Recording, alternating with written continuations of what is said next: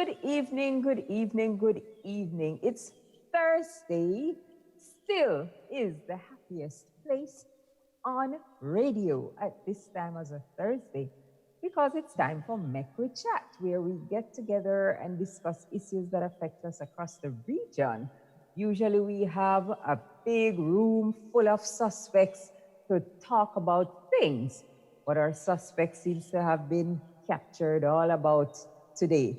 You know, they did not use the get out of jail free card. So,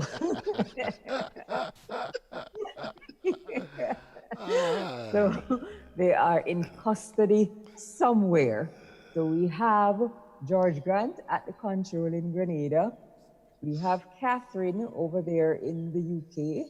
And yours truly, Beverly, somewhere in Grenada.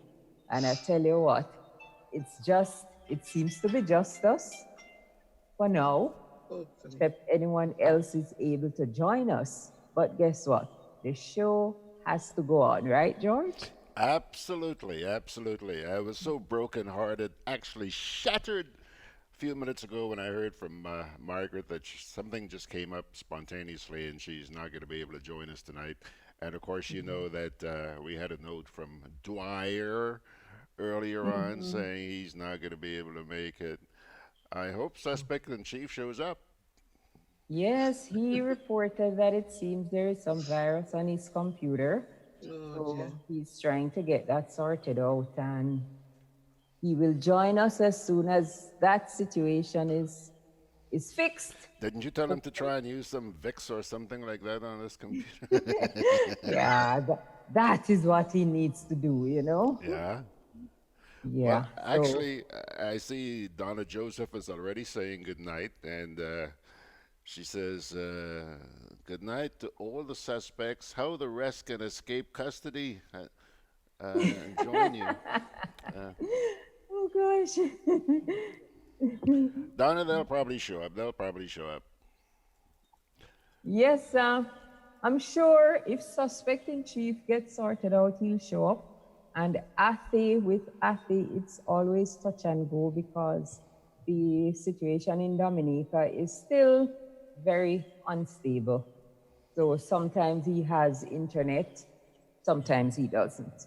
Yeah, I know the Yeah, so feeling. if, if only we could have proper internet service in this region.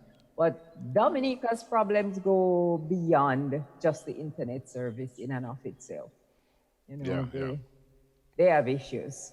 Because this morning on Jerry's morning program, he had Athion as a guest, and they were talking about things in Dominica, and it's amazing the number of things that are coming out of Dominica, which paint a totally different picture from what is actually happening in the country.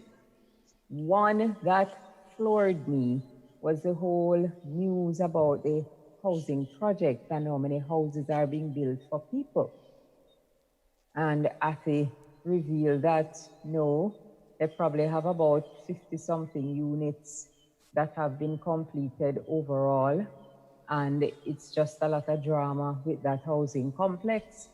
And someone went and took some photos of what is actually happening on the site. And it's amazing. It is absolutely amazing, although it happens over and over, that people in authority can really set out to deceive so seriously. Yeah. Absolutely You amazing. know, Bev, what's even more amazing is that this is not something that's just happening in Dominica. It's happening here. It's happening all over the region, Mhm. and it's Yeah, kind of scary. You know, if you sit and really think about it, it's kind of scary. But it is. yeah, It is.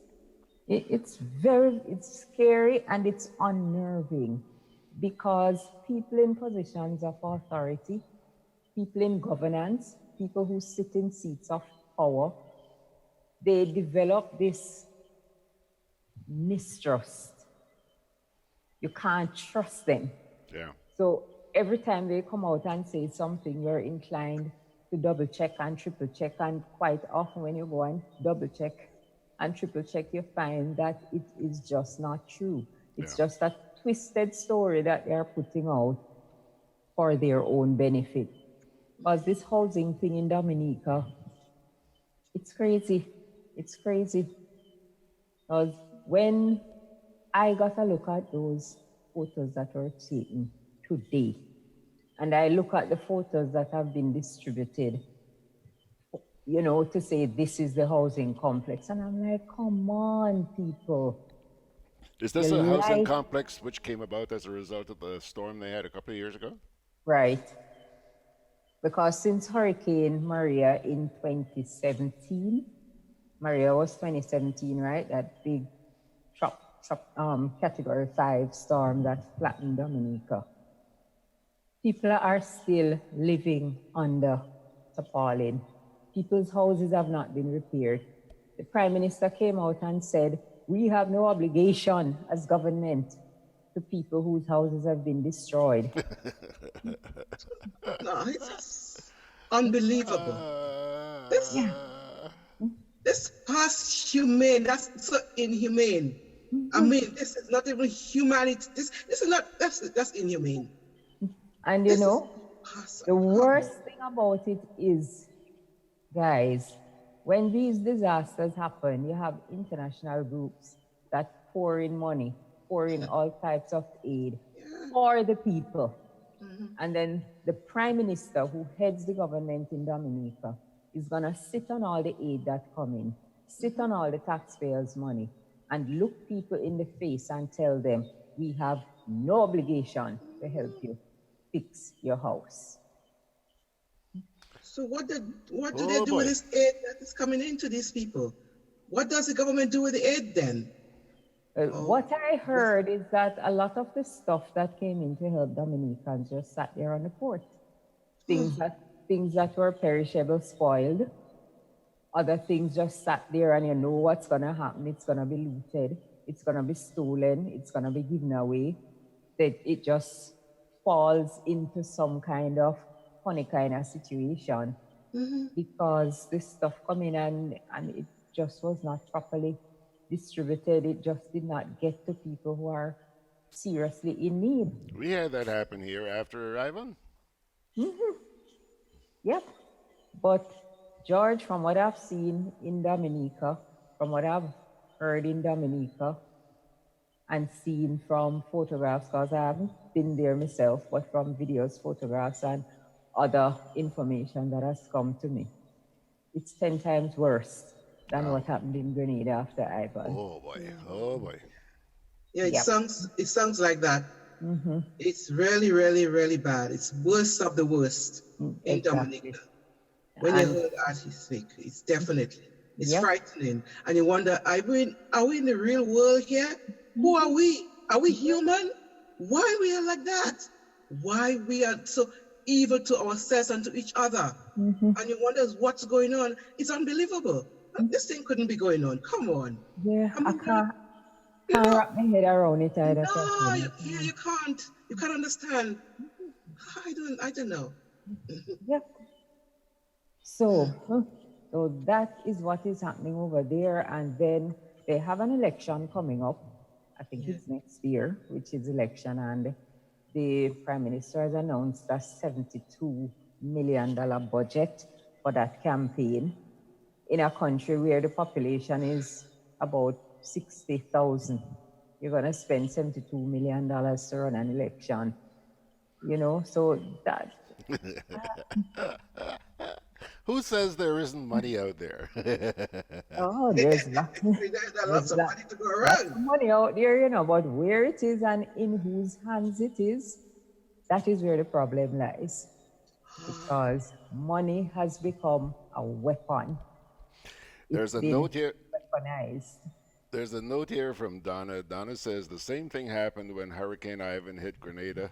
Lots of aid stayed on the port and just rotted, only to be dumped at the landfill.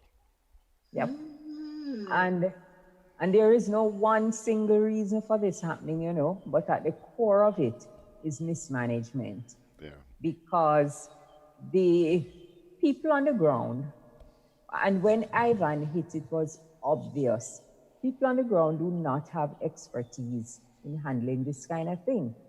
And you have agencies like SEDEMA, the Caribbean Disaster and Yeah. Emergency Management Agency, those agencies are not able to go into countries and take over distribution of relief supplies because the governments will not let them. Because at the end of the day, things come back to politics, and political parties have to ensure that their supporters get preference, and those who don't support the party get left behind. And anybody who doesn't want to say it, too bad, because we all know that's the reality. So an agency like SEDEMA, which would have the expertise and be able to draw on personnel from supporting organizations, the government of the country, in my opinion, should just step back and let SEDEMA handle the collection and distribution of aid until that crisis period is over, and then they can hand back to the local organizations to continue. But the government's people in those positions, they just stand in the way like roadblocks. They don't know what to do. And people who know what to do, they wouldn't allow them to do it. And it always comes right back to politics. But again, I say, what I see in Grenada, what I see in Dominica, it was far worse than what happened in Grenada. Donna just posted another note. She says, in Grenada, we had people living under tarpaulin while some people got building materials and their homes weren't even touched. Of course. Some people took new galvanized and fenced around their houses because these people were supporters of the ruling party. Yep. And that is the unfortunate things which happen in these situations. Some people have food, some don't have, some have water, and the distribution is always uneven. And at the end of the day, a lot of things just get spoiled and get dumped because it doesn't get to all the people who are in need. And here comes Athi. Athi, I'm so happy to see you, even if it's only half of your face I'm seeing. So I'm sure you're going to let us see the other half in short time. My goodness, looks like he's aged a bit, doesn't it? Now, man, I tell you, it's because we're only seeing half of the face. What did he Mr. do? Martin, could Did he you remove his center your beard? face in the frame there for us, please, sir? No, did he remove his beard? Is that why he's hiding his face? I don't know, think but he does look a little bit different tonight, albeit pensive. Mr. Martin, can you Yeah. hear us? He's not hearing you yet. Oh, he's not Nah, hearing. he's probably not hearing us yet. All right, well, let's continue Yeah, here for a he minute. did remove his beard. Right. That's why his face looks so bare. That's why he's hiding the face from us. Mr. Martin, are you hearing us? Oh, loud and clear, loud and clear. Could you try and center your face in the frame there for us, please? Excuse me? Could you try and center your face in the frame there? Yeah, we've had some denudation, some defoliation. Yeah. We have noticed. I want to ask you, where's the rest of your face? That was my tribute to Father's Day. That was exactly how my father looked when he was my age.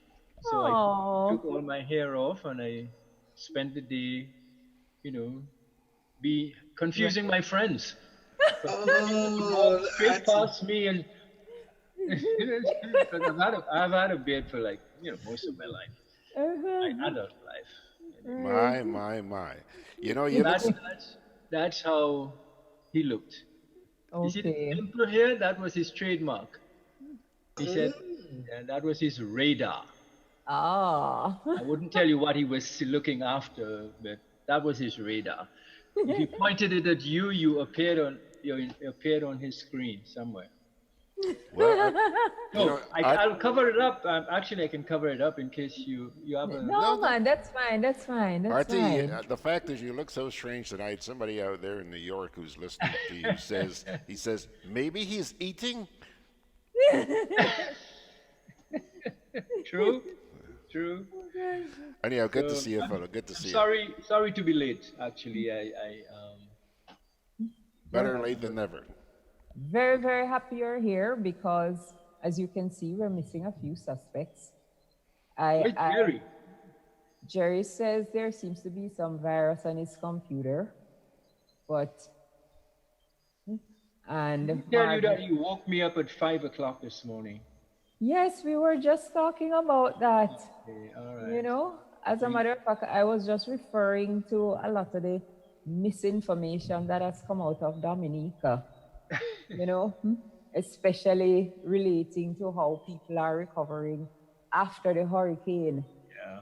And I recall that the Prime Minister announced that, look, the government has no obligation to help people, despite the fact that you get aid from overseas, you get aid from so many places, you collect taxpayers' money, and you are supposed to be the custodian of it, and you sit on it and tell people you have no obligation to help them. So people are left to fend for themselves in very, very difficult circumstances. And, you know, the PM says, we don't have no obligation to you. I mean... While people are left to fend for themselves, he's left to spend for himself. To spend the same That is exactly money. What he's doing. How ironic. To spend people's money, you know? That's correct. That's correct. Bev, just let me drop a little bomb on you. You know, Margaret's not with us tonight on screen, but I just see a note here on Facebook. She's saying, Auntie! Nice. Max, did you notice the face, the new face? I'm wondering if it's a mask he's wearing, girl. But it is nice to see all of you, and nice to see Catherine. Nice to see you, Auntie. Yes, very, very good to see you as well, Auntie. Yeah. So, Max, I did not... not Max, Bev, just going back to the conversation we were having a little while ago, Arthur in New York says, a pastor told him that he was disappointed when he saw the amount of things that were spoiling. You know, donations after Ivan? Uh-huh. Yeah. Yeah. Did you see a release that came out this week from, I think it was the Ministry of Finance, about a focal point that has been set up here? Yes, and it's amazing that it came out just a few days after someone took a turn in the tail. That's it. Because, you know, so right after that, someone took a turn in their tail for having sent some medical supplies to Grenada that were sitting on the port, and the PS responsible for issuing a letter to say these are donations and they're supposed to be duty-free, did not issue the letter. So the supplies were there sitting on the port. And it's when the gentleman went on social media, Facebook and other social media platforms, in a tirade. Talk about he was mad, he was livid, because the stuff were just gonna stay there and nobody would get to use them. And all that was needed was one letter from a public servant.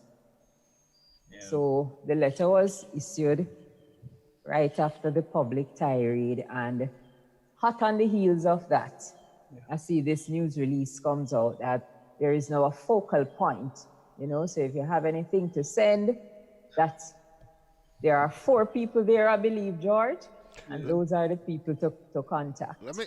Do you mind if I just read this release for you? Because, you know, when I read this thing, I said to myself, oh my God, are these folks serious? Is this going to make a difference? Let me read this for you, please.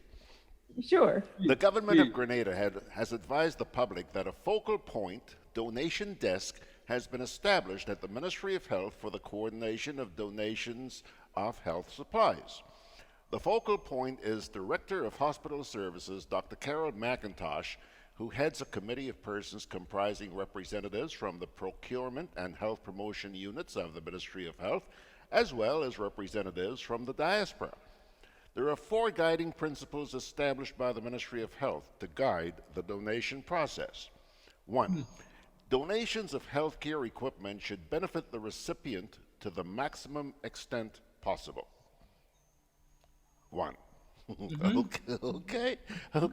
2, Donations should be given with due respect for the wishes and authority of the recipient and in conformity with government's policies and administrative arrangements of the recipient country. 3. There should be no double standard in quality. If the quality of an item is deemed unacceptable in the donor country, it should also be deemed as unacceptable as a donation. Now, this one, that's the only thing about that release that really made sense to me, because I've met a lot of people who claim that, yes, they say they're donating this, donating that, but they're sending us junk. Okay? True. And 4, there should be effective communication between the donor and the recipient, with all donations made according to a plan formulated by both parties. Persons wishing to make donations to Grenada's health services are therefore required to initiate contact with a focal point as the first step in the process. The contact details are as follows: Dr. Carol McIntosh at email so, and copied to so, the permanent secretary, or by calling telephone numbers so. In the event that the items are being shipped to the ministry, the packages should be addressed to the permanent secretary and the address. The Ministry of Health is confident that the focal point and committee re-established in January of this year will serve to enhance the level of collaboration with donors to facilitate the supply, delivery, and receipt of donations of goods and services. The government expresses sincere appreciation for the contributions and donations from friendly organizations and persons at home and in the diaspora who are desirous of supporting its development agenda. Oh, when I saw the part about the item should not be junk, where it's coming from, the first thing that crossed my mind, George, was the motorbike ambulance. Did you see the pictures of 2 of them parked up in St. Patrick? No, I didn't see that. One morning, a couple of... A motorbike ambulance? Motorbike. There was 17 of them. 10 ambulances that were 3-wheel scooters with something like a box, a little box on the back. Ambulances. Right. 3-wheel scooters with a box on the back. And we agreed to call them ambulances? Oh, yes. Oh, yes. Oh, man. These big press release and everything. Big news. There was big fanfare about them. Really? Yes. Where did they come from? Who donated them? Which country? I think it was Dubai. Was it, George? Wasn't it one of those Eastern countries? Yeah, I think it was Dubai. Yeah. So I've never heard of that, but we are here in Britain. We are maybe we're not catching up on that. I never heard of that. I know the couriers for motorbike. Pizza deliveries. It's a 3-wheel scooter with a box on the back. So if a tall man like George ever need an ambulance, he would have to fold him up in the back of it because he couldn't lie down. Alan and I were talking about this on a program a couple of weeks ago, and right after we were through with the program, he sent me a picture of 2 of these ambulances parked under some trees somewhere in St. Patrick. They're all over the place. Somebody also said to me, George, you just need to go on down to the Central Police Station, the fire station down there. You'll find more. They're parked up there. Because I saw one used once when I was at a football match. It was there on the, as part of the emergency arrangements for the football, for the game. And that's the only time I ever saw one being used. A 3-wheel scooter. Arthur still looks puzzled, you can't believe it. I think there were ambulances and there was... I'm just trying to process this our willingness to go along with being made fools of. Oh, yes. Because in Dominica some years ago, I think it was South Korea, donated 40 of these motorcycles to the police force. The motorcycles with the passenger thing. Yeah. To the side. Right. But guess what? We drive on the left side of the road, don't we? Oh yes, I think so. We and should. The cocoon for the passenger is to the right of the bike. Do you know the policemen refused to do anything but ride the bike? No, not one of them got into the cocoon. Obviously, because you are now exposed to oncoming traffic. Oncoming traffic. So, I mean, nobody realized that, or are we so desperate to receive things, whatever they are, that we don't care whether they place our people at even greater risk? Yeah, that's it. Because one of our ministers here said, you can't bite the hand that feed you. You must remember who's feeding you. Yeah. You know, when the Chinese erected these Chinese-looking type of stuff on one of what you'd consider a heritage site, and the people say, well, if you ask them to build a gazebo, why they go up there and build these Chinese-looking things? And the minister said, remember who feeding you. You can't bite the hand that feed you. He didn't finish the sentence. She. The person feeding you poison. No, really, honestly, you know, I mean, that's the hand you should be biting and so on. So, my goodness, you know. You know what is sad, Ati? The Chinese and the Asians in general are so particular about their culture. They preserve that literally with their life. Absolutely.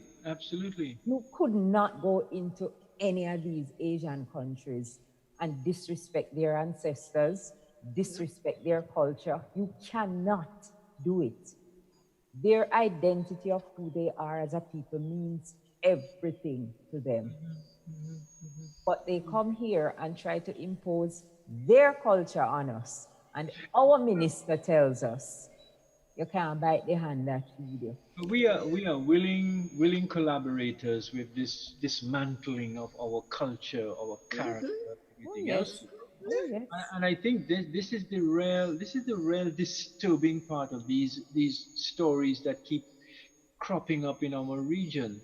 Is that whereas the policymakers and the leaders might be giving direction or making pronouncements rather than giving direction, we seem to have evolved into societies where the public service has decided that it's no longer serving the public.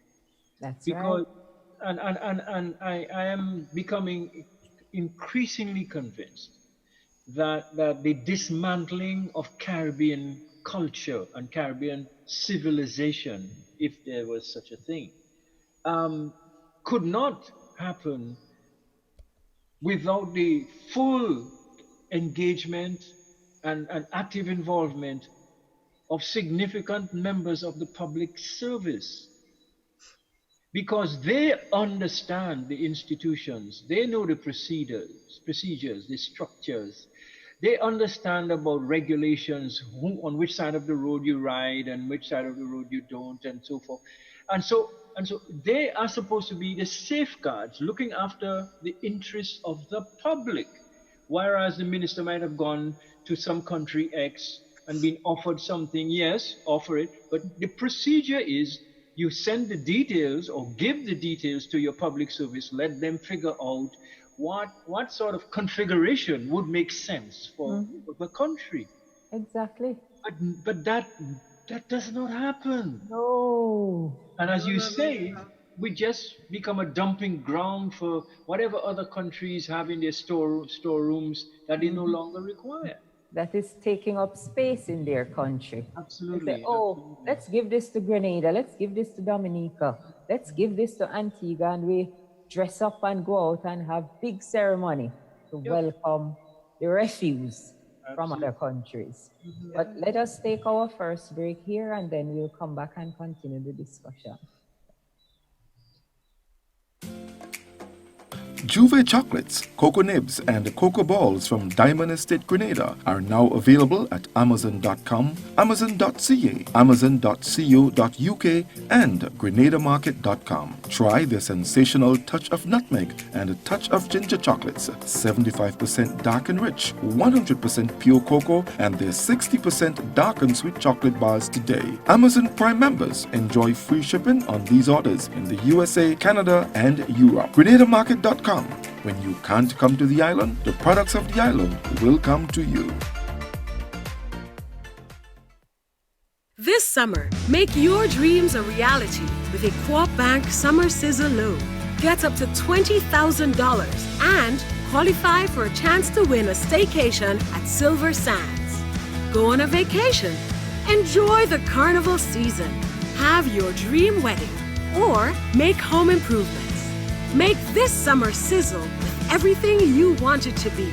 Visit your nearest retail banking unit for more details.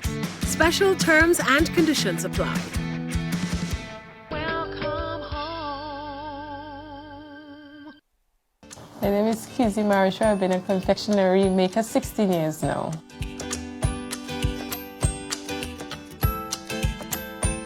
Well, as a child growing up, my grandmom always make fudge and always make any candies, cakes, as I remember. And I always have an interest in that, you know? It's like when I'm in the kitchen, I'm very happy.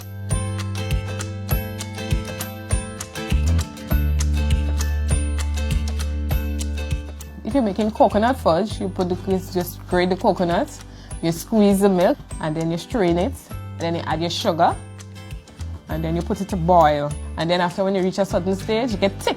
So you got to beat it. Then after, when you beat it, you pour it out.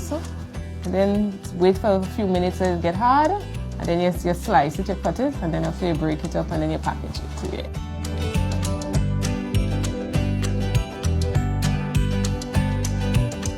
Providing food fair 16 years now. I remember when I just go dropping in the fudge, I was a bit younger too. And I met Miss Harris. So I went and I said, you know, I have a product here, some fudge. I was wondering if you'll be interested to take some fudge or candies from me. I showed her, she said, you look very nice, you know? So she said, I'll try it. So she told me to bring back some another day. So that's when I started, but Miss Harris took it from me. And then they would start, so, you know. I had a good relationship with them. Of course, I felt special, you know, at least somebody taking my thing local and, you know, other people can see it, because if it's I just have it, not much people come. A lot of people comes in, they're foreigners. So it was kind of special, you know. And especially when I go in there, all the workers is very nice to me. If I pass and they say, Kizzy, you bringing anything this week? The thing finished. You know, they always look out for me. That's what I like. The atmosphere is nice in there. My name is Kizzy Marisha. I work with Food Fair to provide you with sweet treats.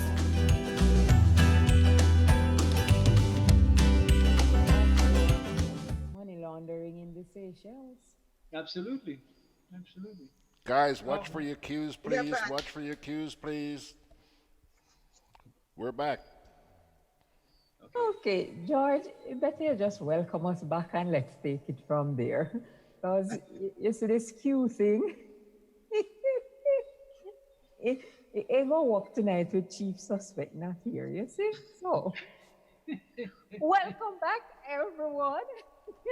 Thanks for staying with us as we continue to look at issues that affect us all right here in the Caribbean and internationally, wherever you are in the diaspora.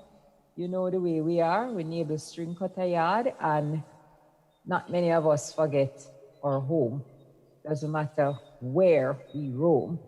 But we started out looking at the, you know, what happens after a natural hazard, a disaster strikes, and the distribution of supplies, and then we sort of segued into accepting all kind of junk from overseas when people want to give it to us as donations. And as Athi rightly said, as we went into the break, it's facilitated by those in the public service who have stepped aside and just allowed the elected officials to do as they like. Yes. You know, and if only the institutions would work and the people who are supposed to make those institutions work, would do their jobs the way it should be done, we would have at least a modicum of democracy in our countries, at least. Yeah, and in some cases, it gets even more deadly and more serious than that, because not only are we on the receiving end of expired goods and goods that would be dangerous to our health and to our physical environment, and of course to the children of the country, but also we are actually bringing our own brand of Caribbean politics in actually deciding on where the goods go, who gets the relief goods, or should we hold them back pending an upcoming election, which is what happened in the case of Dominica. 2 years ago, we had Hurricane Maria. and the Dominica's ambassador to the United Nations, Vince Henderson, was brought down to sit at the port and to make sure that there were channels for diverting aid that was being received, food aid in particular, and then subsequently aid for the reconstruction of homes and buildings, and that it was being sent not to the persons in greatest need. It was being sent out not according to internationally accepted procedures, which the Red Cross and other agencies were attempting to put in place, but they were being stockpiled, as we later on discovered, in key parts of the country to be distributed later on as part of the largesse. Vote for me and you get this. Vote for me and you get this. You get this, vote for me, and so forth. So galvanized, lumber, pieces of equipment, including chainsaws and generators, and were all in that diverted stream. And a lot of people who needed those items never really got them. Nope, and that is the sad thing. That's the sad thing. Absolutely. Yeah. So we are not in a good position, actually. And internationally, when people know these things, because the international organizations have had to report to their headquarters. Exactly. Catherine, you're about to say something? Yeah, what Beverly was saying earlier on, that the people in public service need to step up, and to talk for the people. But what I was thinking, the people in public service now, they're not there by merit or what they could, or they are there because the powers that be, they are comfortable with them. Mm-hmm. That's who they are. That's how they are recruited. Right, because they are comfortable, because they are the powers that be supporters. So they can't say anything. Even if they want to, they cannot, because they are not there because of merit, you see. And this is why they are there, because of their comfortable, the powers that be are comfortable with them. Yeah. Yeah. Bev. And yes, George. Since we're talking about, the donations that are made to countries like ours after a disaster, have you seen the list of hurricane shelters yet this year? Oh, no, but I see hurricane tips every day. Pardon me? I haven't seen the list of shelters, but I see hurricane tips every day. Yeah. So I think an important tip you need is where to go in case of a disaster. Bev, today is the 20th day of the month. 20 days into the hurricane season. Did you see that downpour we had yesterday? Uh-huh. Huh? I think we had a wave. This is no tropical storm or anything. Just a wave that was east of here. Man, that thing dumped some water on us yesterday morning like you wouldn't believe. I was driving around Lagoon Road going to Ross Point, Bev, when it started. And on the way back, 15 minutes later, Lagoon Road was flooded. Yeah.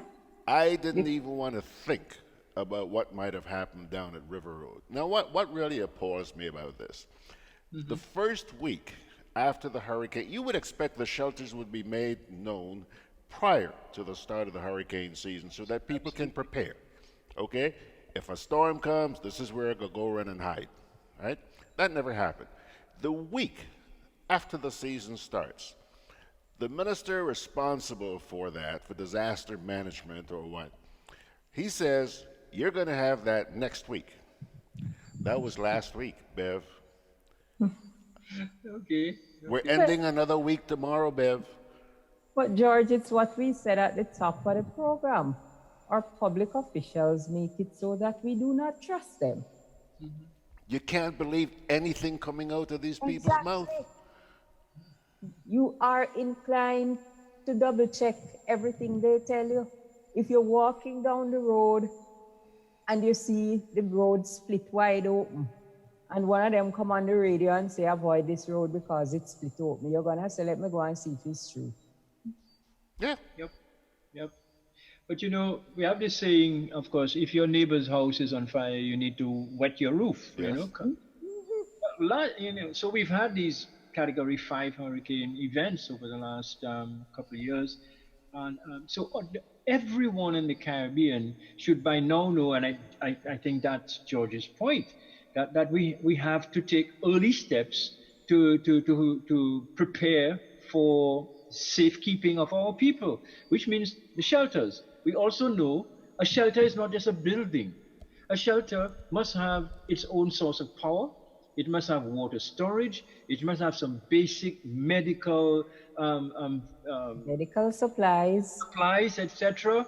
You know, it must be secure. It must pay attention to the needs of people with special disabilities. It must have staff. I mean, it my must have goodness, staff. my goodness. What we have heard, you know what we heard on the news yesterday? It was yesterday.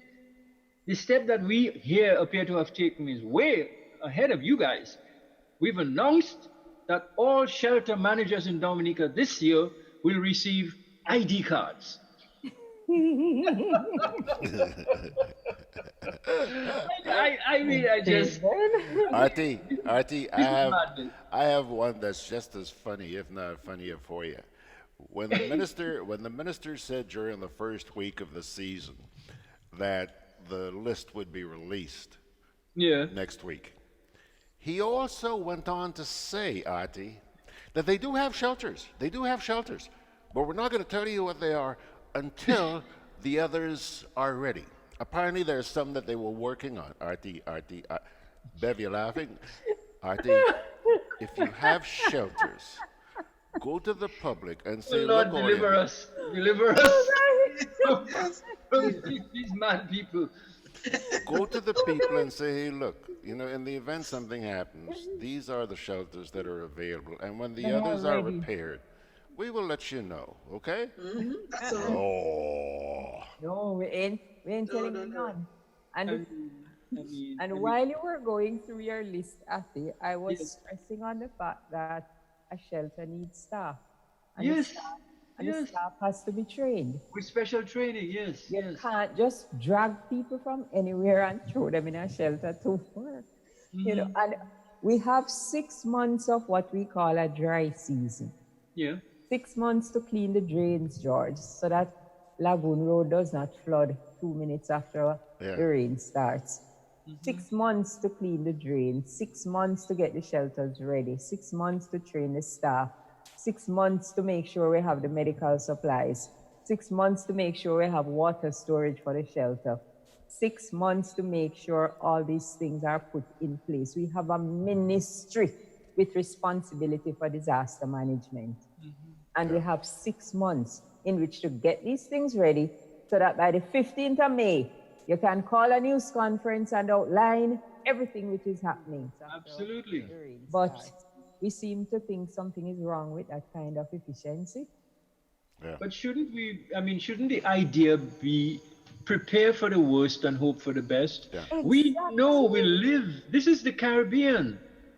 It is a hurricane prone zone.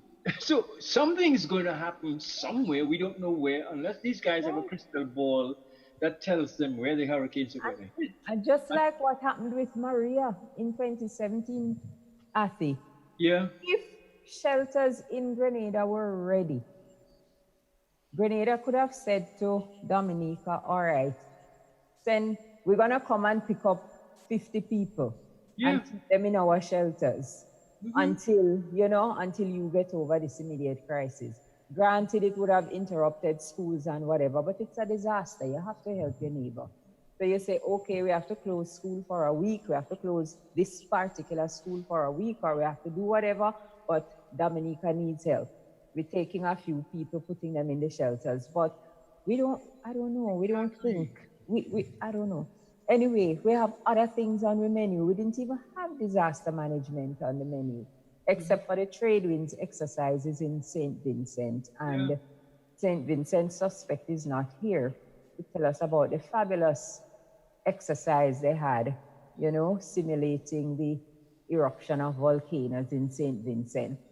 He's not here, so we're going to skip that over and hope that he'll join us later. Okay.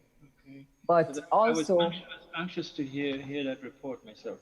Yes, but in the meantime, Dominica has had a lot of seismic activity over the past couple of weeks, and we wanted to look at that in relation to geothermal exploration. So that's on the menu, and we also want to look at the CCJ rulings that came out this week. But before we go there and before we forget, I just want to say congratulations to all the excited children who are now looking forward to going into secondary school come September. Some are excitedly looking forward to that. Some are dreading it, but it's that period of transition, and the students work hard, the teachers work hard, the parents too work hard. And we're just happy to see that after all the hard work, it has come to this where we can say congrats to the children all over the Caribbean for attaining grades that will see them moving on to secondary schools in September. It's one of the things that I know the ministries of education, CXC, and other education authorities have worked toward, that all students should go to secondary schools. I have my reservations about that and how it's done, but for now, it is what it is. Students are happy and excited. You have a few that may not have earned a place this time, and I am still not clear about what happens to these students, because it is supposed to be universal secondary education where all the students get into secondary schools. But every year you hear that there are a few who don't make it, and I'm really not clear about what happens to them. But congratulations to the students, the parents, and all involved in that process of getting the students ready for the next step on the education ladder.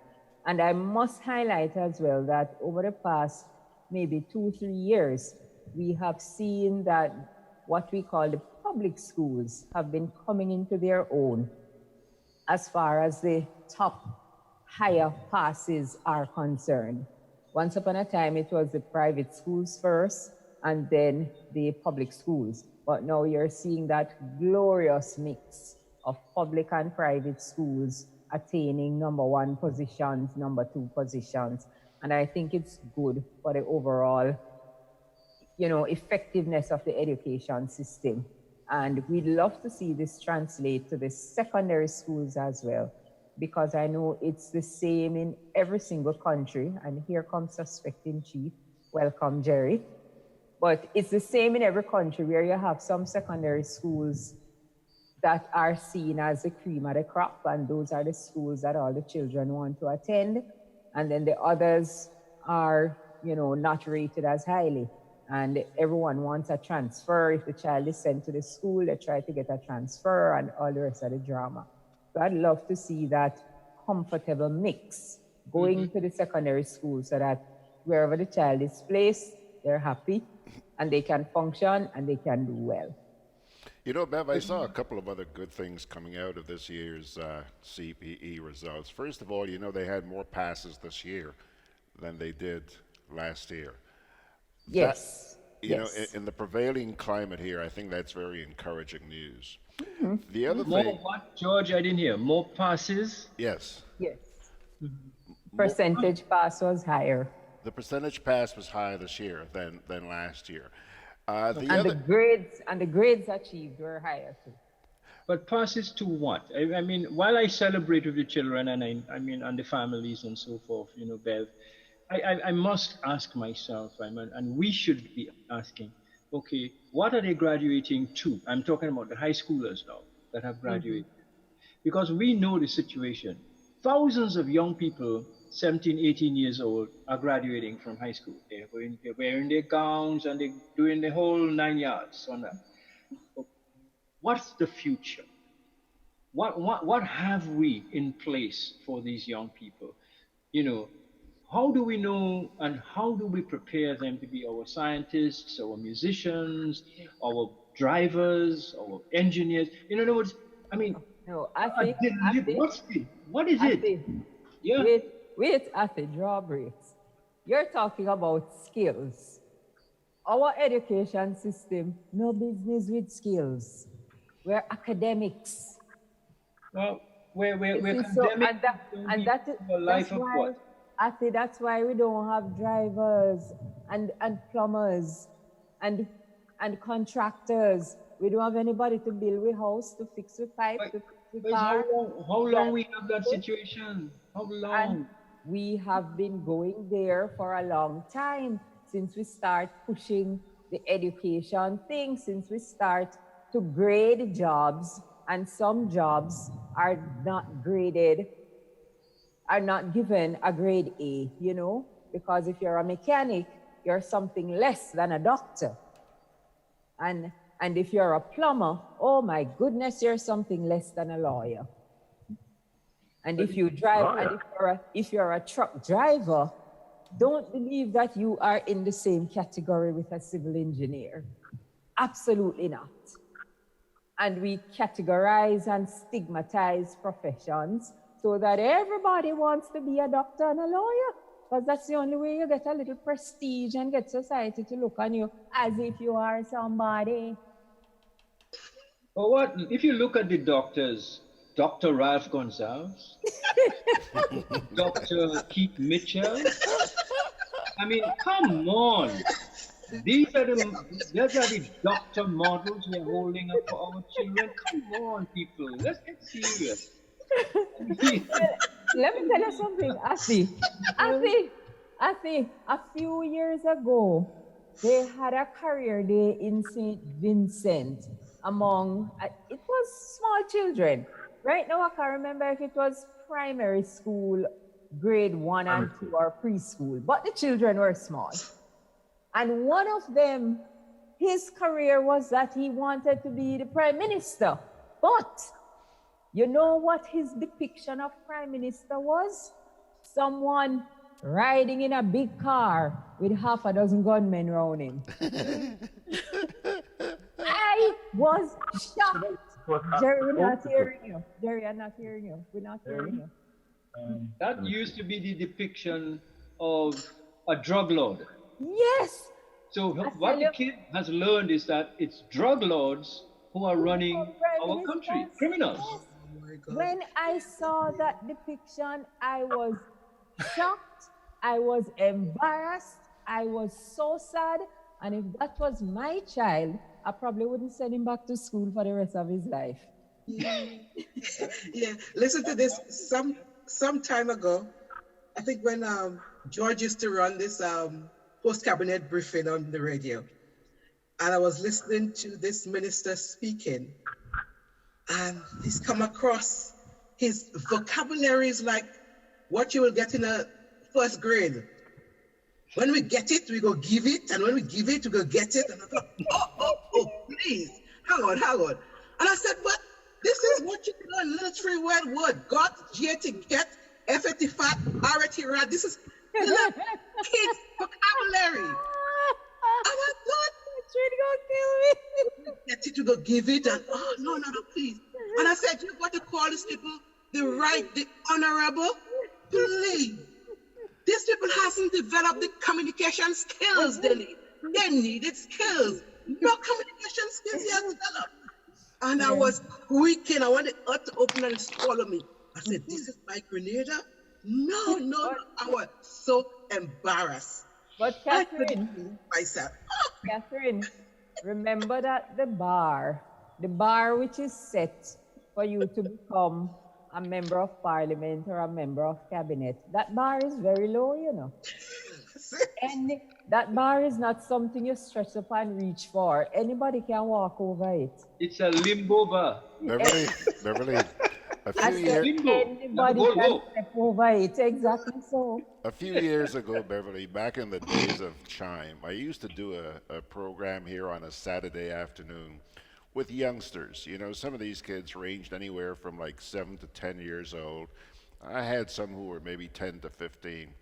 But one day I had some of these kids, 7, 8, 9-year-old kids, and I asked each of them, what would you like to be? Of course, one said, I want to be a lawyer. One said, I want to be a doctor. Another one, because she knew that I was a pilot, said, I want to fly planes. And up comes a little upstart and says, I want to be the prime minister. One of the other kids jumped up and says, nah. You have better thing to do than that. Oh my goodness. Better thing to do than that. Oh no. You know, and this kid was 7 years old, telling a 9-year-old that there are better things to do than be prime minister. Mm-hmm. Well, that one in St. Vincent still blow me away. The child was in a big car with a set of gunmen around him, and that's the depiction of the prime minister. But let me tell you something. Let me come in here and say this: that a lot of those times, those children are reflecting their parents. Their what? Their parents is who their parents are the ones who push them in that direction. I see it with the SBAs, how SBAs are done. It's most of the parents that do the SBAs for the kids. And so that is why, even though the SBAs is intended as a sort of hands-on practical assignment for the schools, for the children get past the SB because the parents do them and they learn nothing. So that's why when they get at the end, they still don't know anything because the parents are so intent on the children passing that they get in the way of the child learning. And think that they have done, because their end result is graduation. They want to see that child graduate, whether it's in preschool, primary school, secondary school, or beyond. Mm-hmm. Yeah, but I just hope that going into the new school year, those children who are now moving on to secondary school, that they talk about improving and changing the education system will begin to convert into action. Regional institutions don't do anything fast, and CXC is responsible for driving this process. And CXC has been driving this process in the wrong direction for years. It's time for CXC to turn the train around and go. And I don't even want to call it train because it takes a long time to stop and turn around a train. So it's time for CXC to stop and turn this process around. Because what we are doing, we just saw the article in Barbados, coming out of Barbados, that I can't remember who the person was who is quoted, that young people are not ready for work. And it's not just in Barbados. It's all over. Because right across the region, the people are prepared by CXC. It's the same curriculum. Yeah, exactly. A curriculum that does not make any sense. And people get upset when you speak this business of the lack of skills training. They get very upset. Because they think when you say that, you are talking down academics. And how dare you talk down academics? Jerry, remember when we did a Time to Face the Facts program with Dr. Didicus Jules? When he was head of CXC at the time, and he said on that program, not quoting him, just repeating, he said on that program that the education system, is not delivering what the region needs. Yeah. And we know it. And we know that. Yes. But CXC has to change it. And in the meantime, we continue to lead our young people in the wrong direction. And thankfully, some have the talent and the parents that will help them to navigate this academic process and make something of it. But quite frankly, the majority of this generation not interested in academics, but they're being pushed to get degrees because that is what the system calls for. Two things. One, their parents, and two, people in positions of influence continue to, even if they don't do it directly, there's a little underslurring slide remark. If you want, I could tell you about my daughter. If I should bring her in here, she might kill me. But when she got her scholarship, people were dissatisfied that she wanted to go and do something. She went to the Oxford School of Beauty, and people kind of said that was some kind of a portion. So why not accounts? Why not? Because that's the only how you are somebody. And the young woman is doing what she wants to do, and something extremely important. But Jerry, no, the same accountants, the same people, sister, the same people sitting in our chair and can't even wait to get there. Oh, exactly. The same one who can't wait to get there. So it's just a laugh. It is. It's a laugh. It is. But she's the person who's going to end up hiring an accountant. Hiring absolutely other people who they wanted her to be, because she's going to do business. Exactly. Thank you.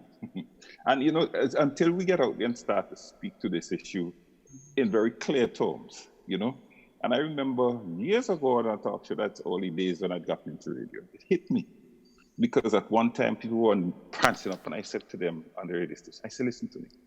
I don't get it when you make out that, you see, in school what they did, if you weren't stream right, they put you in the business class. If you weren't considered bright, you were put in the business class as a step down. Yes. Right? That's where the whole thing started. That business was less than. Business is so I remember for dunce people. So I remember asking, so you bright people go to the bank, you want to build a house, you borrow $500,000. To whom do you give that money to build the house? To whom do you entrust $500,000 that you have to pay for the next 20 years? Now, dunce people, who dunce?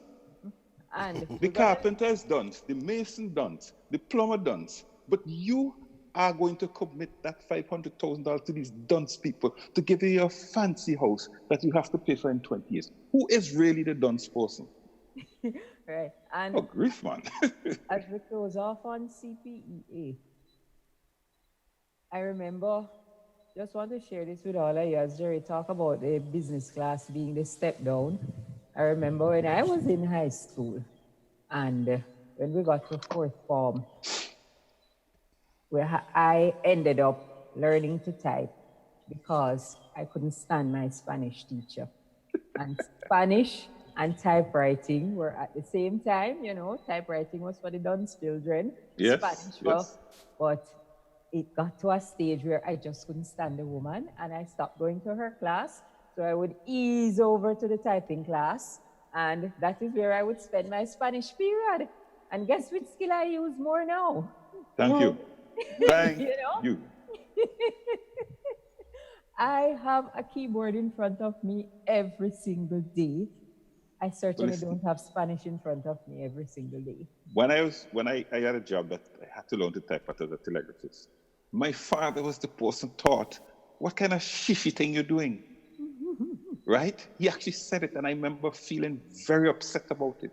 Today, I can type out 100 words a minute without even thinking. Yeah. And what I have done for all these years, it is typing that I've had to type. That's what I said.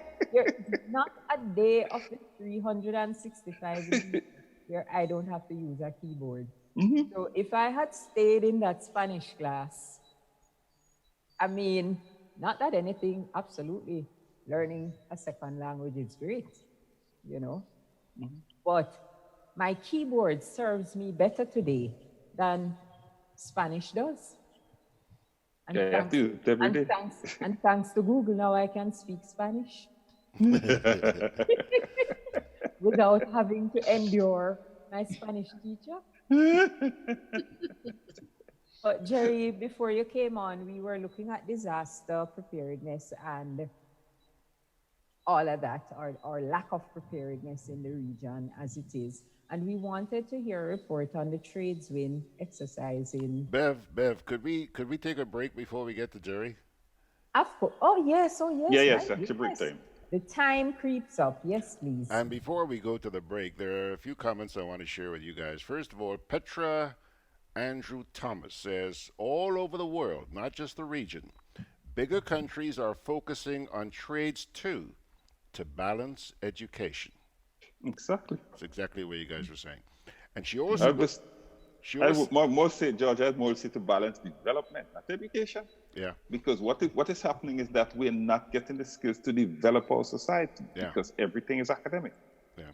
She goes on to say, that's why I, as a parent, told my son he needs a trade with everything else. Absolutely right. That's a smart parent. All right. Now, I don't know what I'm missing here, but is there somebody on the panel tonight named Auntie? A-N-T-Y? Auntie. I see somebody here, somebody named Clifton Martin is saying, hi, Auntie. Good evening. Oh, it's my nephew. Hi, Clifton. Now. That is my nephew. Wow. Now we know you Clifton. It's great to have him there. How old we is call you Auntie from now on. Yes. Auntie Bev. Auntie Bev. Yes. Auntie Bev, how old is Clifton? He's grown up. He's a grown guy. He's a young man. Oh, he's a young man. Okay. Then, who is that here, boy? Yvonne Joseph says, good night, all. This Dominican gentleman making me laugh. Auntie met plenty people vexed today. So tonight we have an auntie and we have an auntie and whatever. Okay, guys, break time. This summer, make your dreams a reality with a Co-op Bank Summer Sizzle Loan.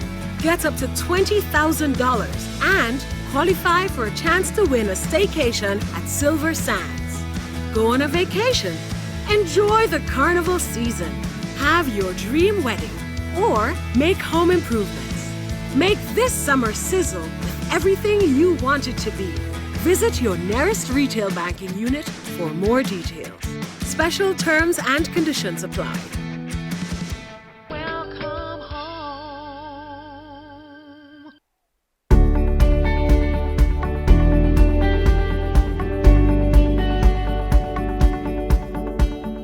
A natural disaster can change your life in minutes.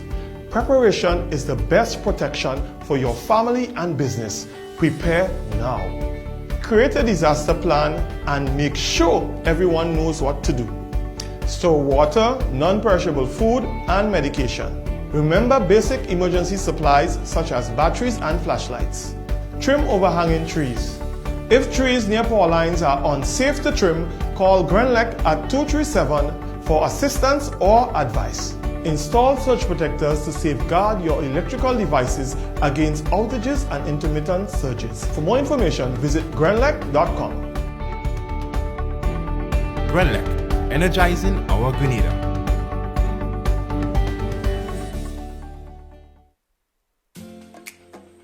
Juve chocolates, cocoa nibs, and cocoa balls from Diamond Estate Grenada are now available at Amazon.com, Amazon.ca, Amazon.co.uk, and GrenadaMarket.com. Try the sensational touch of nutmeg and a touch of ginger chocolates, 75% dark and rich, 100% pure cocoa, and their 60% dark and sweet chocolate bars today. Amazon Prime members enjoy free shipping on these orders in the USA, Canada, and Europe. GrenadaMarket.com.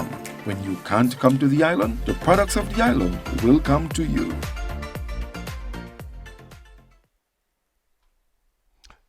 Alrighty, folks, we are back with the usual suspects. Catherine Edwards, top left of your screen. Moi in the middle. Beverly down there on the right top. The Dominican gentleman who's making people laugh, a guy named Atherton Martin. Jerry, did you notice that Artie doesn't have a beard tonight? Must he lose it this morning? Is that what you did to him on the program this morning? Is that what you did to him on the program this morning? Yeah, he was my guest this morning, George. So I heard. Jeez. I believe he lost it then. and then there's Jerry George in St. Vincent. Good to see you guys. All right, Bev. Right. So we wanted to hear about the Tradewinds exercise, and we have plenty stuff on the menu still, you know. We have Tradewinds, we have CCJ. So give us the Tradewinds story in point form. The one thing I'll say about the Tradewinds story, to me, and people can get upset with me saying this, but it's a huge communication failure. I mean, yes, for weeks they had this ad out about what Tradewinds is supposed to go. It's supposed to be a simulation of a volcanic eruption, blah, blah, blah, blah, blah. The very first thing that happened is that there was this release put out through NEMO, the National Emergency Management Organization. Although it had exercise, and did say it was marked, because the communication did not get down to the grassroots level. The communication should have gone to each of the radio stations, especially the radio stations that carry the talk shows, so that the sensitization would have happened there. It didn't. That created one set of confusion a weekend. 2 days later, turns up. In fact, if I tell all you all the things that happened here, let me leave that for the time being. In fact, well, you can't be laughing to yourself. The rest of us need to hear. You just one thing, you see, but you stop there. Anyway, they appeared this video that it's supposed to be clearly a mock news item of a bomb in St. Vincent, the volcano erupting, and some hostage situation. Well, this thing just went wild. Nobody knew that too was part of the exercise. What to my mind clearly has happened is that the people running the exercise have not understood how social media has changed everything. And that is what they did not cater for. You see, in the days past by, a video like that would have been only circulated among the people for whom it was intended. You only need one person getting that into the mainstream, and this thing created. I started to get these calls and these messages. What is happening in St. Vincent? La, la, la, la, la. And I couldn't make sense of it. So I had another friend who I know was closer to the action, and they said, yes, Jerry, this is part of it. I said, but you told us that you're going to have a simulation of volcanic eruption. Nobody anticipated this, where the whole airport was brought into it. Nobody anticipated this. I even hear that there's supposed to be some exercise of prisoners breaking out. Nobody anticipated all of that as part of this exercise. Now, I'm not saying it shouldn't be, but I think the whole problem, and they'll have to really rethink that whole thing again, of how the communication and the sensitization and the awareness for these exercises take place. This thing had the potential to create such panic and confusion. It's not funny. So, to me, it was a failure of understanding the power and reach of social media. And the failure of understanding what real communication today is all about. Communication is a tough thing in today's world, you know. The days when you put out a press release or you go to one radio station or one TV station and you cover the entire nation, them days done. And I don't think the people in charge of this has grasped that as yet. They thought that, they had some ads a few weeks before and that was it. No, you have to talk to people where they are, because the average person now has a phone. The average person now has the same communication tools. And if you don't let them understand what is happening, the confusion exists. And that's one thing I'm going to be saying about this exercise. I think its biggest failure is communication. Because I had to do a double take and a triple take, and well, it's a good thing I know Jerry. I could always call him and say, well, what is going on? And then once he explained that it was an exercise, then when I saw all of this stuff coming out, soldiers here, bomb threat at the airport, lockdown all over the... Well, I see now Grenada has a story with some Grenadian soldiers breaking into this place, and I say, wow, now Grenada not easy, man. But that was, we were told it was a simulation of a volcanic eruption. That's what the thing was all about. Clearly there were other things involved, but nobody told us that. So when these other things started to appear, people were totally confused. Yeah, because that is like if a volcano erupts, it's only some people it's going to affect. But you know, Jerry, it's so significant for you to pinpoint a failure of communication as being the outstanding characteristic of these recent exercises, because the world moves on information. Absolutely. And if within a tiny island like St. Vincent and the Grenadines, it is still proving difficult to communicate a straightforward matter like, okay, this is a preparation for, this is a training, this is a simulation. I mean, he's making a very serious comment. In a real situation, can you imagine what would happen? Ati, that's the point. That's exactly the point. That's where it becomes very, very scary. Absolutely. Very scary. Because I am saying these people have US, they have this and that, but obviously there are different support elements of the various things. And I don't think that anybody really sat down with any communication specialist and really thought out what this meant. You understand? And it really, to me, listen to me, the confusion that thing created, people from all over, Vincentians everywhere. What happened in St. Vincent? It was just madness. Dominica, I was on Radio Dominica. I was on the station there on Sunday night. Yeah. Because people saw the same thing. There were these swarms of earthquake happening. The report said that the Prime Minister has said that there's active the volcano in St. Vincent is acting up. People in Dominica talking volcano. It was total chaos. I had to go there and calm people and say, all right, folks, no, it's just this. That should never have happened. It could result in a life situation in the loss of life, to get right down. I'm telling you. It could result in the misallocation of resources in terms of first responders and that kind of thing, and with the unfolding effects. So you're right.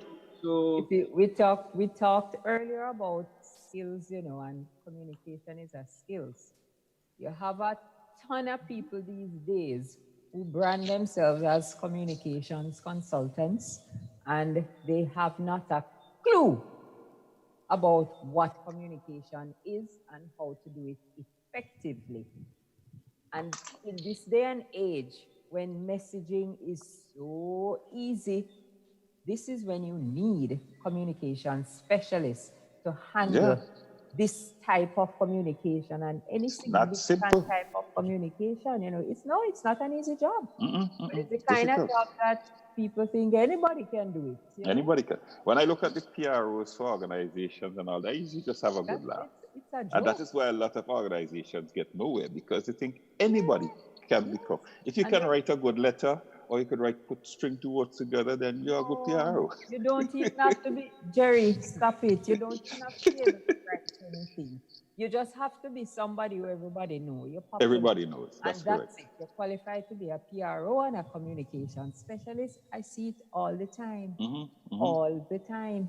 But then we have this creature in each of our islands called the Government Information Service. Oh, gosh.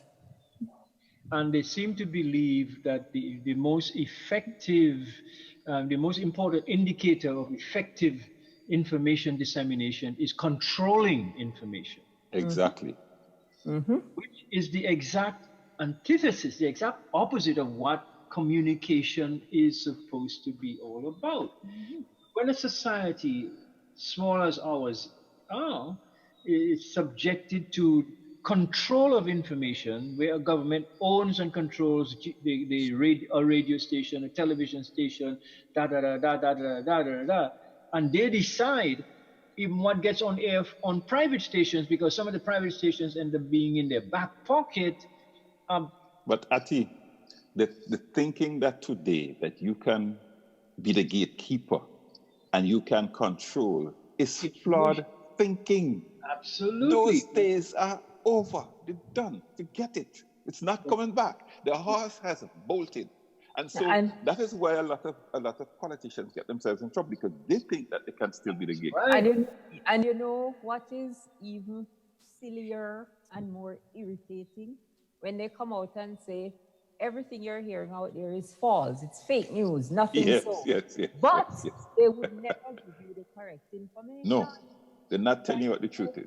So this is not true. What is the truth? You never. And I think, if you follow me enough, I said it about business. There is more need to understand and to get with the program with the use of social media. Too many people think social media is put up a picture here, a video there. Social media is much more complex, and it's work. And that's what a lot of people think, that, once I put that up, it's done. It's work. It's about engagement. It's a lot of work.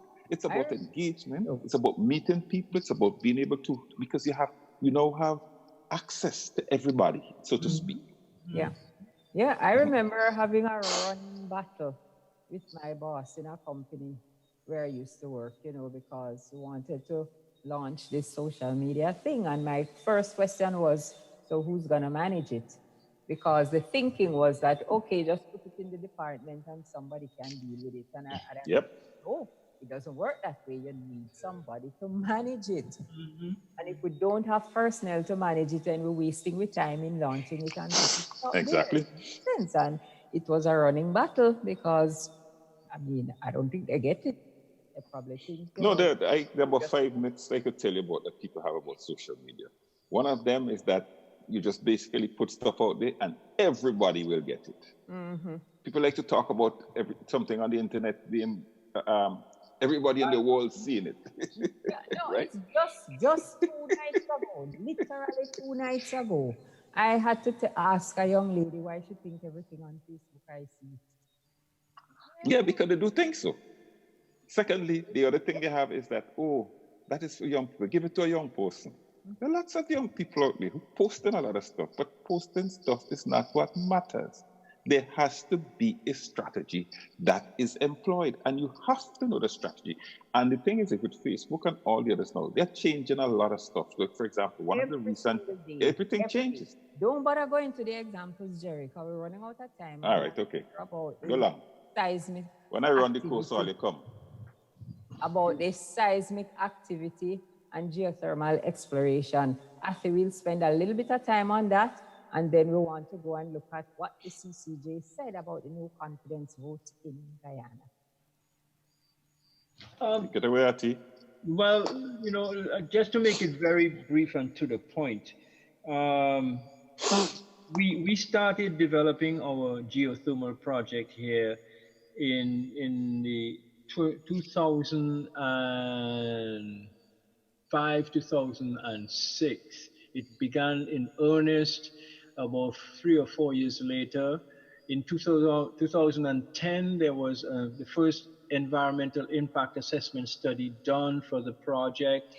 In 2013, there was another environmental impact assessment study done. Remember, in 2015, we had Erica, Tropical Storm Erica. And then in 2017, we had Hurricane Maria. I mentioned these as part of the sequence because these two natural events significantly altered the circumstances in the natural systems, which are critical to exploration and eventual development of geothermal as a source. Your water systems, your underground geology, your landslides, your forest systems, all of these have intimate bearing on the prospects for the safe and successful development of geothermal. The parallel thing to that was the original plan for Dominica was to produce enough power to be able to sell power to Guadeloupe and Martinique. So we were talking about 150 megs of power. The French were thereby critical to the economic fortunes and possibilities of our geothermal model. The French got very nervous when they discovered how deep we were actually drilling. Because in the geothermal world, the deeper you go, the more expensive the product is going to be at the end. So it got to a point where we had drilled over 1.5 kilometers down and still had not found a suitable production well, and the French pulled out. So we lost the customer for 150 megs. So the project eventually was downsized to 7 megs, to a pilot plant of 7 megs. I tell you that because we don't know geothermal. It's not part of our history as such in the English-speaking Caribbean. And we need to be careful that we don't get lulled into a false euphoria by, oh, geothermal is going to reduce the cost of electricity from 43 cents per megawatt to 5 cents or 3 cents per megawatt.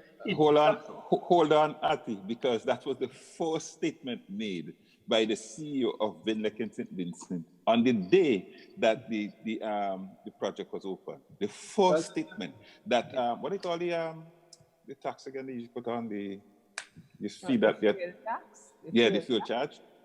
Oh, that will not. That is. Don't expect that to be removed. And people are going like, really? But if you told us you're going to geothermal and we're supposed to be doing all of this stuff, why is that still there? There's no fuel.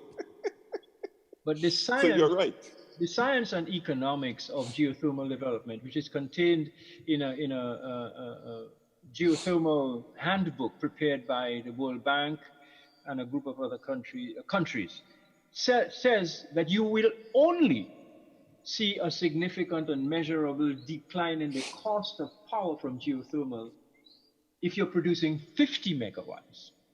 Anything below that is considered a pilot plant, a test plant, etc. And because of the high initial capital cost to develop that plant, your cost of electricity could actually go up. If you Actually, I need you to share some of that information. That's one. I'll send you the handbook. I want the handbook, and I need to talk to you about it too. But yes, because that is the St. Vincent is planning to drill 5 wells, and I have to make the point very early that there is no guarantee on any of this. It's not guaranteed. It is sold to us like how Petrocaribe was sold to us. That, oh, if we took Petrocaribe, that electricity rates are going to fall. Blah, blah, blah. Never happened. Doesn't happen. And it's quite clear that commercial benefit and advantage begins if you're at the 50 megawatt level. Okay.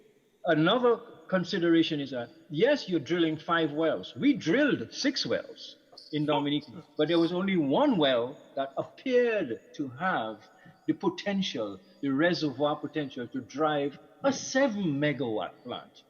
Wow. So the number of wells drilled, especially at this stage, is just part of the exploration methodology, trying to find where the source of the power is.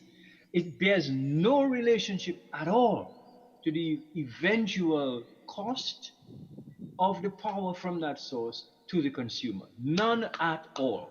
Because you are supposed to get a small well, a small plant, 7 megawatts, and run it for 5 to 7 years.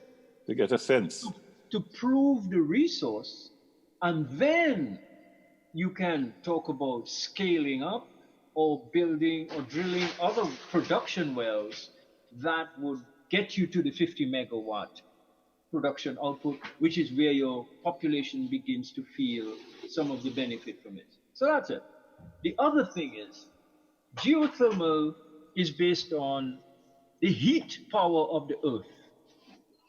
The heat is lava, it's magma, or it's deep, hot aquifers, hot water. So these are associated in natural form with volcanic geologies. So if there are volcanoes, it's likely that you will have lava, shallow reservoirs close enough to the Earth's surface so that you can have access to it. So that is why geothermal plants are developed as, if you will, as part of or in the area of or in some vicinity of volcanoes. Yep, correct. However, if your volcanoes are alive, which they must be in order for you to tap into them for geothermal, it means that they are going to be, magma is going to be seeking exits, seeking paths to the surface. That's where the magma is coming. And in Dominica's case, the site we have chosen is the Roseau Valley, where we have not one, not two, not three, but 5 active volcanoes in close proximity to each other. You have 1 active volcano in St. Vincent. What? We have 5. Yeah. Okay. What? And the seismic activity associated with those 5 volcanoes is the lava moving from the base of one mountain to the next, etc., etc. What we had the overseas disaster people this year for the first time, when we had 429 recorded tremors over a week period, 1 week period. 1 week. They for the first time identified these tremors as being volcanic quakes. Mm-hmm. And so prior to that, they were just quakes. Now they are volcanic quakes. And Dr. Robertson from the seismic unit was on radio here, and he was very clear. He said, the source of this is from the cluster of volcanoes overlooking the city of Roseau. Okay? That's one thing. And then we discovered, and I will send this to you all as well, about 4 years ago, South Korea started doing what St. Vincent is doing now, and what Dominica has been doing for 5 years, to explore for geothermal. Then they had a major quake, 5.8. They shut the plant down, they stopped the operation, and they appointed a commission for 1 year to thoroughly investigate and to discover if there was, or if you will, a connection between the quake and the drilling that was taking place for geothermal. After 1 full year, they produced a report which made a conclusive finding that the quake, the 5.8, was directly related to the geothermal drilling for exploration in that area. Now, this is not to say that this is going to be the case everywhere, but it is to say that in small islands like St. Vincent, Dominica, St. Kitts, Montserrat, and so forth, where we have very little room to maneuver, we were talking about evacuation and whatnot, we need to be even more sensitive to, careful about, and alert to the prospects that the search for geothermal power as a source of renewable energy is not going to have a dark side in our tiny islands. And that is why I believe the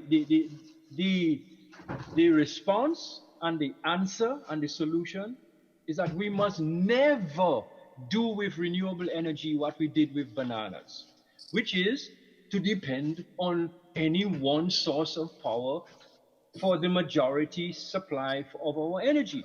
So we need to be exploring and developing solar, wind, hydro, biogas, geothermal, wave technology. We need to be, because we have capacity to develop a nice diversity, a nice mix of renewable energy, which is the only sustainable approach to renewable energy.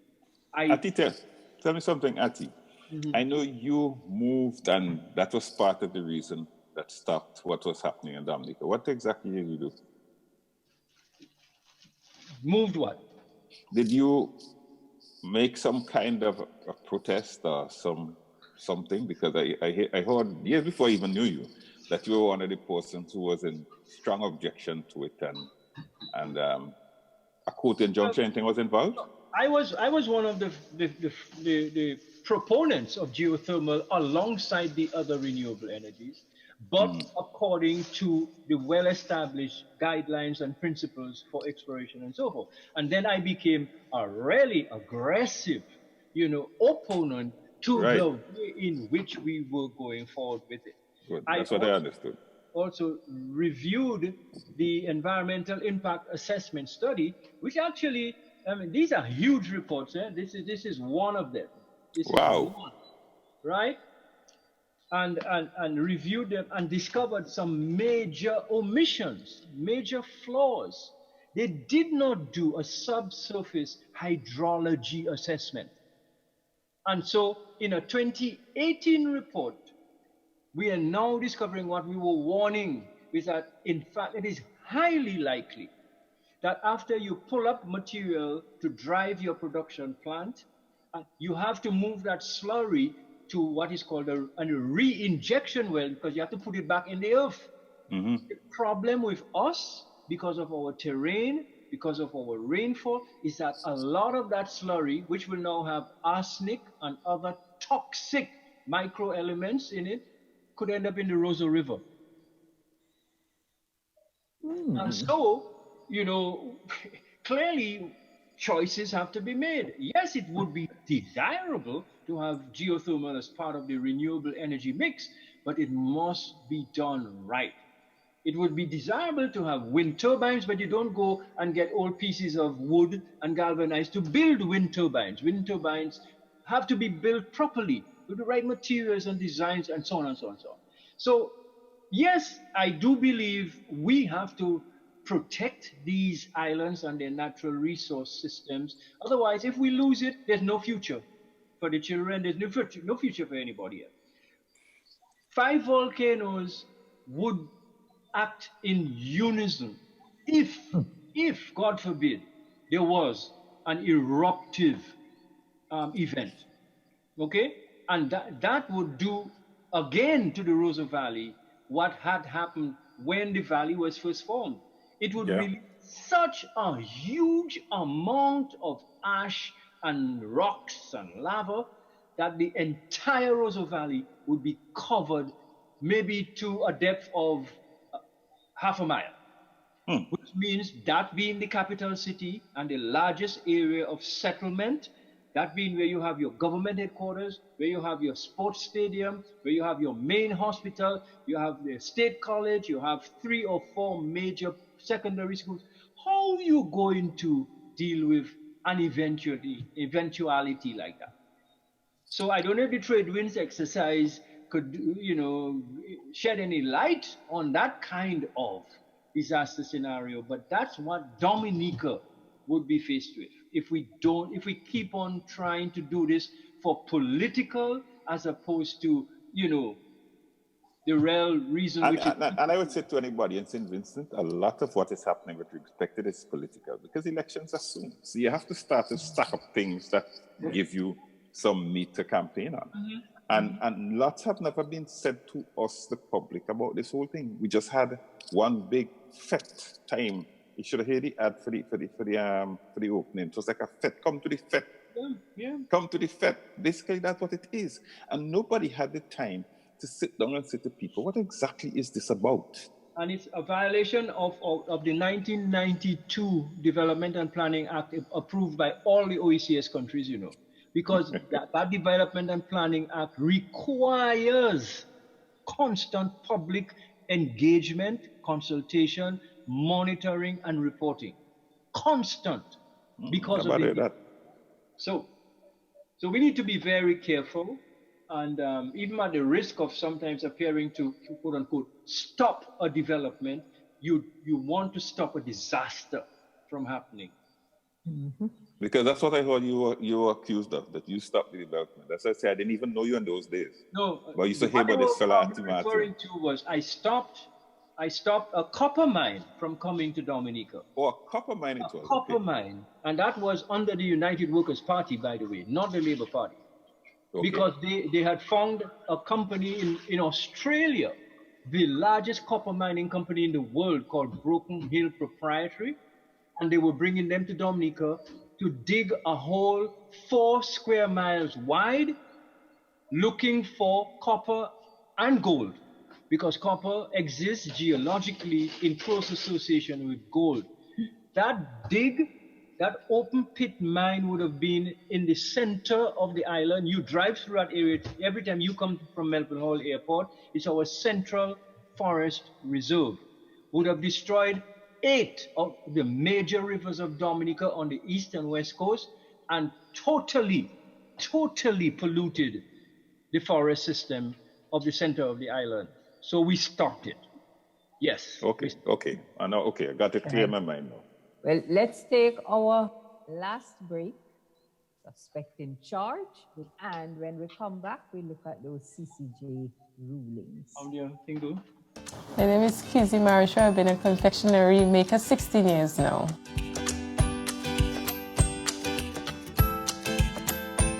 Well, as a child growing up, my grandmom always make fudge and always make any candies, cakes, as I remember. And I always have an interest in that, you know?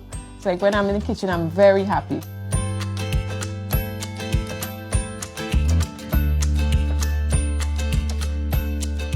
If you're making coconut fudge, you just grate the coconut, you squeeze the milk, and then you strain it, and then you add your sugar, and then you put it to boil. And then after, when you reach a certain stage, you get thick, so you got to beat it. Then after, when you beat it, you pour it out, and then wait for a few minutes to get hard, and then you slice it, you cut it, and then after you break it up, and then you package it. Yeah.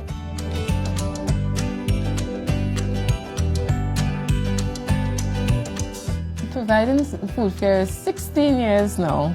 I remember when I just go drop it in the foot. I was a bit younger too, and I met Miss Harris. So I went here and said, you know, I have a product here, some fudge. I was wondering if y'all would be interested to take some fudge or candies from me. I showed her. She said, you look very nice, you know. So she said, I'll try it. So she told me to bring back some another day. So that's when I started. But Miss Harris took it from me, and then they would start. So you know. I had a good relationship with them. Of course, I felt special, you know, at least somebody taking my thing local, and, you know, other people can see it, because if it's I just have it, not much people come. A lot of people comes in, they're foreigners. So it was kind of special, you know, and especially when I go in there, all the workers is very nice to me. If I pass and they say, Kizzy, you bringing anything this week? The thing finished, you know, they always look out for me. That's what I like. The atmosphere is nice in there. My name is Kizzy Marisha. I work with Food Fair to provide you with sweet treats.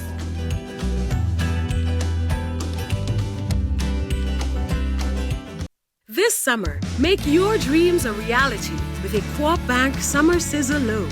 Get up to $20,000 and qualify for a chance to win a staycation at Silver Sands. Go on a vacation. Enjoy the carnival season. Have your dream wedding. Or make home improvements. Make this summer sizzle with everything you want it to be. Visit your nearest retail banking unit for more details. Special terms and conditions apply. Welcome home.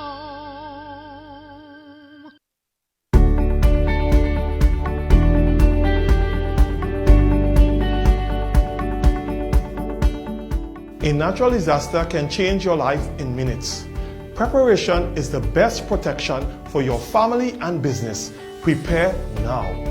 Create a disaster plan and make sure everyone knows what to do. Store water, non-perishable food, and medication. Remember basic emergency supplies such as batteries and flashlights. Trim overhanging trees. If trees near power lines are unsafe to trim, call GRENADABROADCAST at 237 for assistance or advice. Install surge protectors to safeguard your electrical devices against outages and intermittent surges. For more information, visit GRENADABROADCAST.com. GRENADABROADCAST, energizing our Grenada.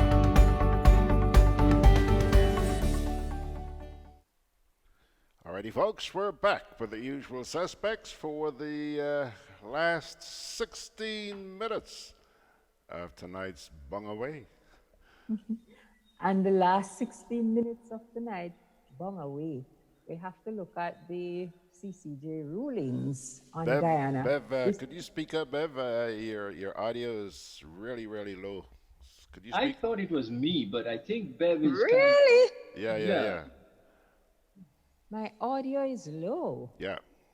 Yes, Auntie Bev.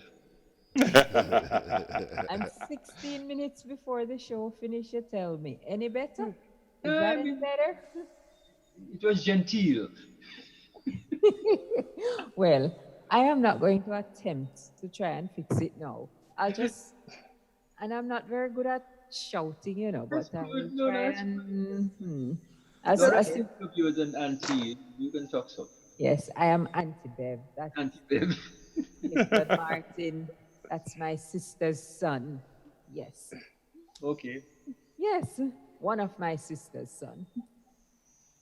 All right. Now the CCJ ruled on 3 issues in Guyana this week, and I found them very interesting. One was the no confidence motion, which was brought before the House in December. The second one was the matter of dual citizenship of the person who voted with the opposition, the government member who voted with the opposition. And the third was the appointment of the head of their elections body and the manner in which he was appointed. Those 3 matters came up before the CCJ over a period, and they ruled on all 3 this week. And I must say that the CCJ is another matter we have to discuss again, you know. Not because the referendum over. I think we have a lot to say about the CCJ these days and what is happening with it, and still the public perception of it. But the CCJ, the short of the no confidence matter is that the CCJ ruled that the vote is valid. There are 65 members in the House, and the CCJ says 33 is a majority. That is enough. But 33 is more than 32. I don't understand this thing at all. No, the High Court in Guyana had ruled that it is valid. The government lawyers took the matter to the Court of Appeal. The Court of Appeal obviously don't know maths. All of them fail maths in school. Arithmetic. Exactly. None of them can do arithmetic. So the Court of Appeal in Guyana ruled that 33 was not a majority. Bev, you're almost gone now. Right. So the CCJ ruled that 33 is a majority, and that as far as the Constitution is concerned, they need to have general elections. So we wait to see what's going to happen there. Jerry, take the other 2 because I understand my audio is not doing well. Okay, the other 2 first of all, had to do with the legality of a person who becomes a member of parliament. That if you have a foreign citizenship, you really are not allowed under the laws in Guyana. But it so happened that the rule also says that you should object to it, and I can't remember exactly what the time frame is. 28 days after. 28 days after, correct, yeah. 28 days after there should be objections by whoever. That did not happen. So the CCJ is saying, listen, you failed the period. So because you failed that aspect, we cannot now, in retrospect, disqualify Mr. Sharon Das, who is the person who was so found to be. And it so happened that not just was him alone, that there were several other persons who have since resigned from their positions. I mean, that raises a very interesting specter right across the region. I know Jamaica is very firm on that issue because I was looking some time ago at the number of Caribbean persons who renounced their citizenship. There's a website you can go to, and the amount of Jamaicans I saw on that, I was really, really surprised. But Jamaica seems to have that down pat. In most of these other smaller countries, it's a game that's been played fast and loose. Now that this has happened in Guyana, I suspect there'll be some tightening happening. Because I know in St. Vincent of people who are members of parliament who also were US citizens. And although it's quote unquote not allowed, both sides seem to have slipped past it and just allowed it to happen. But I believe the ruling in Guyana will now will change that whole picture. All right? I'm not so sure if the other countries have the similar rider to Guyana that says there should be objection within 28 days. I don't know if they have that rider. But whichever way, I think it's going to become a matter that is going to be brought to the fore more. There. I don't know if anybody has anything else to say on that. Yeah, I believe this dual citizenship thing is ridiculous, and they should just throw it out. As long as you have not renounced your citizenship. What's the problem? Well, they're saying that you have sworn allegiance to another power. So if you're caught in conflict, which of those? It's like the guy with the Grenadian passport in Trinidad. Yes, that is true. That is true. And I am not saying that there should not be laws and rules and whatever surrounding it. I just don't think that on its own, it should be a disqualifier for someone who has lived in the diaspora or who by birth has 2 or 3 citizenship. I don't think that by itself should be a disqualifier. I believe that you really need to look at the situation in the 21st century and beyond. In a migrant world. In a migrant world. Exactly. Precisely because of that, my conclusion is on the other side of your coin, which is it's precisely because of 21st century issues of money laundering, of international funny trade, funny business between governments, that you want to be careful that you don't have somebody in your government, in your decision-making situation, who has dual allegiance. We have a case now. Our prime minister was a French citizen when he contested the election way back then. He had a passport. The passport was in existence. He asked the French to relieve him of the passport, but he didn't do it in time, so Tony Asafan caused the court to hide the passport from the court. But the passport exists, and he has traveled on the passport. Fast forward into today, a major French operation, and the citizenship we're talking about here is French. A major French business person who has been operating in this country has just been brought in by the French authorities. And one of the charges is money laundering. That person has been in a position to literally finance important government projects over the last several years. And that person is also now in a position to move vast amounts of money because he has an international engineering firm, French firm.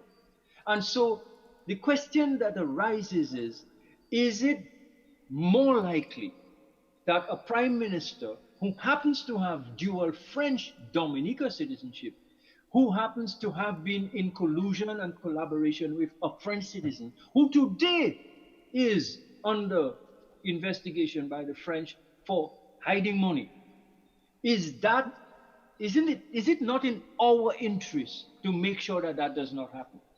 Right. That is my question. That's a question. And for that reason, it's exactly why I say on the surface, it should not in and of itself be a disqualifier. Because if that person is involved in illegal and illicit activity under another citizenship and decide that he's just going to drop that and come to the country and run, all of that information may be harder to find. So we have, that is why I say it should not be a disqualifier in and of itself, but we have to deal with it in the 21st century. What is the problem about somebody with dual citizenship just declaring their dual citizenship and say, well, they should. I choose Dominica? They should. We will have... It's a topic we have to go back to. Jerry, you want to wrap up with the other CCJ ruling? We really need to look, and I think we should look at a couple of the other countries in terms of what they have in terms of their legislation in that regard. I think that's something we really need to look at. But the third issue had to do with the choice of the chairman for the Guyana Electoral Commission. Three lists the law says that the opposition must present candidates. List 1 was presented, the president threw it away. List 2 was presented, the president did not agree with it. List 3 was presented, again, the president did not agree with it. Because time was running out, the president determined that he, in his own right, would choose a candidate who is a reverend former justice, whatever his name is, I can't remember. James. Right. And so that was challenged in court, that the chairman of GCOM was improperly put in place, appointed. Yeah, the CCJ says his appointment was flawed and in breach of Guyana's constitution. Wow. No, yes, the CCJ has some really good rulings on this whole issue. But the thing is, the law says that the president can unilaterally act if the opposition fails to present a candidate. Okay. Right? Which in this case, they had 3 lists. Is that for whatever reason, Granger did not like 18. Right. Granger did not like any of the people that they presented. And so because the time was run out for them to choose somebody, he decided to do it. Now, that really has placed Guyana in a real kind of hocus pocus kind of positions. Because they have to treat with that issue of the appointment. Well, we don't know that. That is the easy part. But they have to appoint a chairman before they can get GCOM going. And GCOM is the electoral body. They have to settle all issues of registration and stuff. So although the opposition is hankering for there to be quick elections, under the circumstances, that is going to be very difficult. First you have to appoint a chairman. And then you have to treat with the whole question of registration. 3 months ain't going to. This is not a 3-month problem. But is the appointment of the chairman critical to the registration process? Isn't the commission still alive and active? Well, according to what they say, I don't know what their constitution says. I'm just going to because just today I read an article where the president was saying, basically, listen, guys, although we have the mandate to go to election, these are the things that are going to stop it. Now, I'm sure he's saying that with some level of authority. I didn't check that myself, but that's basically what he was saying. You see, I am happy that the CCJ brought them back to the Constitution.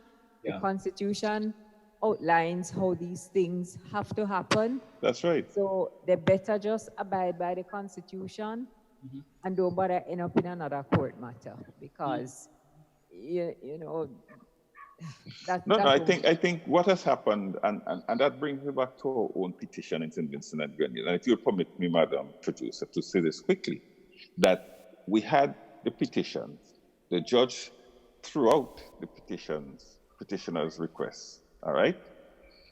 The defendants, all right, the respondents, didn't like some aspects of the judge, although they won.